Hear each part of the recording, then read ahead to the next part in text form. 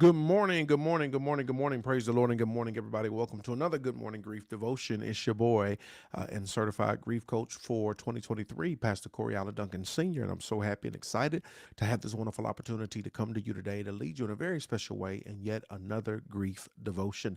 This is the daily grief devotion that is strategically designed to help you to navigate through your grief one day at a time. What is grief? I'm so glad you asked. Grief, my brothers and sisters, it is the natural and normal response to loss, change, and transition that results in the expressions of feelings and emotions. Grief is what we feel on the inside. Mourning is how it is expressed on the outside. Therefore, we don't suppress it, but we express it. We don't ignore it, but we explore it.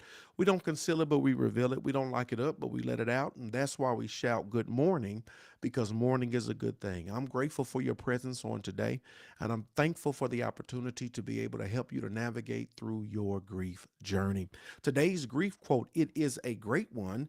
It simply says, even in darkness, it is possible to create light. Even in darkness, it is possible to create light. Grief can be a very dark time. And I want to let you know that even in darkness, even in the darkness of your grief, guess what? It is possible to create some light. Today, my brothers and sisters, is day 354. We're going to talk about in the darkness of grief, grab a hold of the light. In the darkness of grief, grab a hold of the light. The darkness of our grief, especially during the dark parts of the year, can overwhelm us with despair. Can I get a witness right there? That the darkness of our grief, especially during these dark seasons, during the winter, right? The dark parts of the year, right? They can overwhelm us with despair. Sometimes we wonder, like, I don't know what's going on. I'm just feeling some type of way. It's the darkness of your grief, right? That is coming at these dark parts of the year, right? And they can overwhelm you to the point of despair. A lot of times, a lot of the issues and problems and challenges that we're facing, a lot of us can't put a finger on it, right? You know what it is? It's grief. It's the darkness of your grief. It is you grappling with the loss, change, and transition, right? That's resulting in the expressions of feelings and emotions. It's what you're feeling on the inside that when you start talking about grief, it's something that really stays on your mind dang near 24/7, right? It's something that you're always processing, and most times you're doing it by yourself. You haven't found places or spaces or communities or safe places or people that you can process with. And let's just face it, 24/7, you are with yourself. You are by yourself. And it's, your thoughts are your thoughts, and they are always on your mind. So you're always thinking about what has happened. You're always thinking about what has the results stemming from the things that have happened, right? And a lot of times it's the darkness of the grief, especially during the dark parts of the year. They overwhelm us to the point of despair. While befriending the darkness is an essential part of our grief work, we got to befriend it. We talked extensively about that. That grief, you got to befriend grief. That grief is a lifelong companion, right? We've talked about this before. While befriending the darkness is an essential part of our grief work, so is creating sparks of life. In the same manner that we got to befriend our grief, we also got to create sparks of light, right? We must dose ourselves with the darkness, then actively find creative ways or create ways to pluck up moments of levity, connection, happiness, and joy. We got to befriend our grief. We don't ignore it, but we explore it. We don't conceal it, but we reveal it. We befriend our grief. Come on, sit down. Let's talk. Let's have a conversation. What are you feeling? We got to befriend our grief. And in the same way we do that, we also have to actively find and create ways to pluck up moments of levity. We got to pluck up moments of connection. We got to engage in moments of happiness. We got to engage in moments of joy. We got to create sparks of light, right? We cannot just remain in a place of despair. We got to create sparks of light. Sometimes, yes, you don't want to go, you don't want to be bothered. But sometimes you need to go, right? Sometimes, no, we don't feel like it, but sometimes you need to feel like it. Sometimes you want to stay home. Sometimes you need to get out. Sometimes you don't want to to go to church. Sometimes you need to go to church, right? Sometimes you don't want no company. You don't want the girlfriends to come over. You don't want the homeboys to drop by. And sometimes you need it. You need the present of their presence. You need their company. You need to pluck up, here it is, moments of levity, connection, happiness, and joy. You got to create sparks of life. You don't want to be overwhelmed by the darkness to the point of despair. And so, in order to do that, you got to create sparks of life. You ever were reluctant to go out or to do something because you was in your grief, you was in your feelings, and you did it, and then all of a sudden you said you were like, I'm glad I came. I'm glad I went. I'm glad we did that. I'm glad I came to the service. I'm glad I enjoyed this time. I'm glad I did. You ever been in that place? You were reluctant, you didn't want to go, or they came by, you didn't want them to come by, you was sitting there with an attitude. They poured you that first glass of wine or whatever. Y'all got to talking and reminiscing. You was like, thank you for stopping by. I'm glad you came. I needed that. I needed that smile. I needed that meal. I needed that laughter. Because you were so reluctant, but you created sparks of light. And grief can be so overwhelming that you have to understand the power and the importance of creating sparks of light, right? Joy, happiness, and connection. Check this out. Even in our darkest nights of grief, guess what? We can create light. We can call a friend. Here it is. In your darkness moments of grief, even in our darkest nights of grief, you can create light. These are just some examples. I would love for you to make your own list. How can we create light? You can call a friend. Thank you for being a friend. You can call a friend.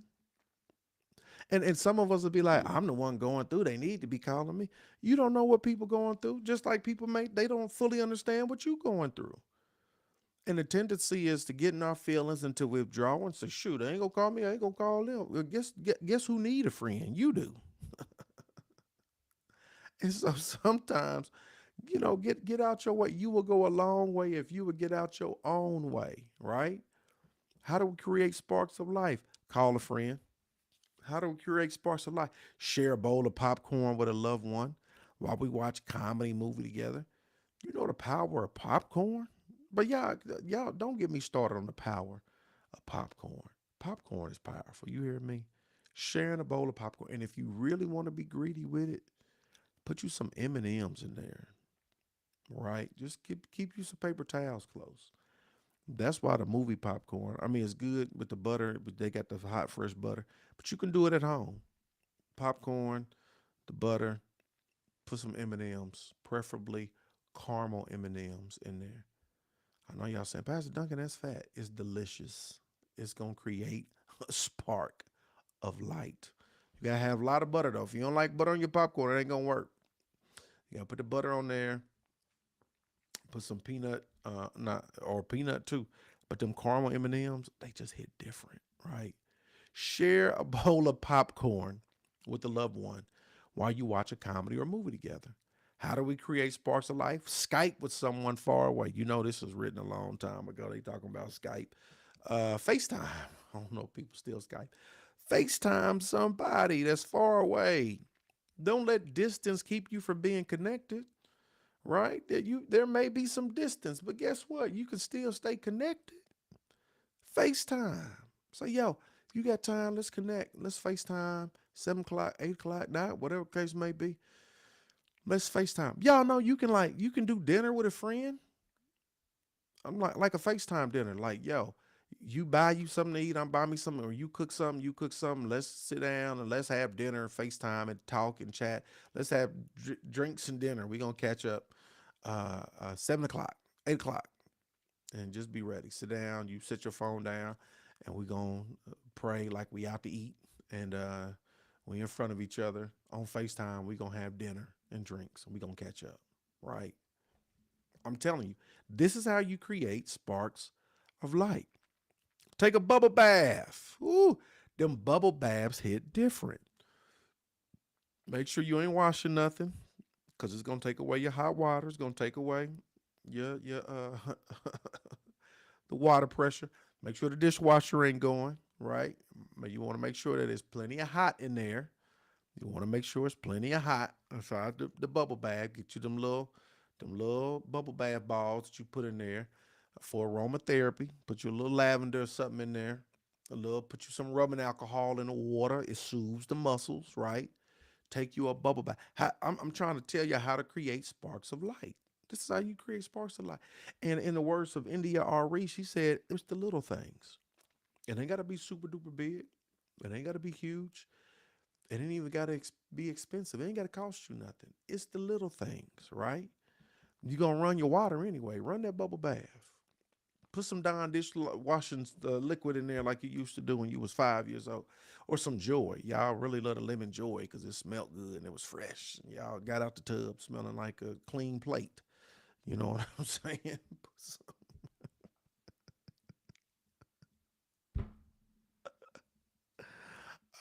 Y'all got out the tub smelling like a fresh cereal bowl. Put some Joy liquid dishwashing liquid in there. Put some Dawn. Get the apple. Put it in there. The degreasing kind. It ain't gonna cost you nothing. I'm trying to tell you how to create sparks of joy, sparks of light. We creating sparks of light. Eat your favorite food. You hear me? Your favorite food. You ain't gotta like indulge and be fat with it. Just eat your favorite food. What's your dish? Call and get it. Let people know so they can buy you gift cards. Your favorite dessert. Your favorite dessert. You know? I remember I took we did that I took Lady to me. I think it was our anniversary. We did one of those guessing game dates where you hold up two cards or two postcards, and it's got one activity at the top, one activity at the bottom. So she has to pick one, whatever which one and she don't know which one they are. Whichever one she picked, that's where you go. So we did that and ended up going to make candles, and then it was either bowling or make candles. And so she picked it. She didn't know. She picked the bottom was make candles, so we made candles. And then it was going out to eat. It was Italian or steakhouse. She picked steakhouse card, steakhouse, and then it was movie. It was movies or bowling. And so then we ended up going to the movies. She picked movies. And then for the dessert, it was cheesecake or ice cream, right? And cheesecake ice cream, well, and neither one was expensive. You know, she picked one of the cards, turned it over, said ice cream. So we went to our favorite, I love ice cream spots, and she got her favorite ice cream. It wasn't expensive at all. It's creating sparks of joy, right? Creating sparks of joy in the midst of grief, in the midst of dark. That would be so good. I just thought about that. That would be a good thing to do for my people in grief. That would be, my wheels are spinning. Get a massage. That's physical. That's good, right? Read a book. We enjoy anything that gives us a momentary spark of peace or pleasure. Do this again. Even in the darkness nights of grief, we can create light. We can call a friend. We can share a bowl of popcorn with a loved one while we watch a comedy or movie together. We can Skype or FaceTime someone far away. We can take a bubble bath, eat our favorite foods, get a massage, read a book we enjoy, anything that gives us a momentary spark of peace or pleasure. It gives us a momentary spark of peace or pleasure. This is creating sparks of light. Is This lesson is bringing so much clarity. Mm. Is bringing so much clarity. The goal as you navigate through the darkness of your grief is to create those momentary sparks of light. Because you think you're drowning in despair. You think that you're so overwhelmed by the darkness of your grief that you're wondering if you're going to make it. And this is the thing, the only way through it is through it. There's no way to just up and rescue out of it altogether. The only way through it is through it. But it's the momentary sparks of pleasure that help you to navigate through the darkest season of your life. And you want to create rhythms. You want to create those opportunities because you know what those opportunities do? They give you hope. They give you hope. They give you hope. They give you hope. They help you to hold on. This is what I was trying to tell my professor. as I was working on my dissertation and the oh God, this is bringing so much clarity. The direction that I was trying to take my project, right, with comedy and this, that, and the other. The goal was not to heal. Oh, never mind. I'm sorry. I'm in my thoughts. The goal was to bring a momentary spark of pleasure, of peace, of joy, of happiness to help you along the way as you navigate through your grief journey. And I'm still going to do it. I didn't do it as a project, but I'm going to do it as a project of life, right? And so we developed those momentary sparks of pleasure. Here's the final thought, y'all. Even in the darkness of my grief, it is necessary to create and grab hold of light. Even in the darkness of my grief, it is necessary to create and grab hold of life. You are going to befriend your grief. We talked about that extensively. You got to befriend it. It is a lifelong companion. But even in the darkness of your grief, guess what? It is necessary to create and grab hold of light. I want to encourage you, create. This is necessary. This is non negotiable. It's not optional. Create and grab hold, right, to those sparks of light. Create and grab hold of the light. Yo, it's your boy, Pastor Corey Allen Duncan Sr. I'm rooting for you as you continue to navigate through your grief journey. I would take questions. Y'all ain't never got none anyway, but I'm actually on the move this morning. But I do want y'all to drop your comments. If you got questions, I'll double back and get them. I do want you to, if this lesson was a blessing to you, and when I tell you it's a blessing to me, when I tell you this is bringing so much clarity, there's something that I wanted to do in my project, my doctoral project that dealt with um, laughter, medicine, and grief, and I don't even want to get into it. It breaks my heart. But you'll see, because I'm still gonna do it. But this is the premise of it right here: is creating a momentary spark of pleasure through laughter, right? As you navigate through your grief, using laughter. Think about it, a night of laughter, right? As you go through and deal with what you're dealing with. I think it's so very important. Look, I love y'all with the love of the Lord. I appreciate y'all. I hope and pray that you have a wonderful Wednesday. I believe this lesson was so good. It was so foundational. It's going to bless a lot of people. Tag somebody in this post. If you know that there's somebody that's grieving, somebody that's going through, somebody who's lost a loved one, tag somebody in this post. Go to YouTube, grab the link, share it. If it's a blessing to you, I promise you it is going to be a blessing to them. So don't be stingy. Don't be selfish. Share the love, share the wealth. Don't keep it to yourself. I love y'all with the love of the Lord. I appreciate y'all. I'll see y'all soon. Let's go.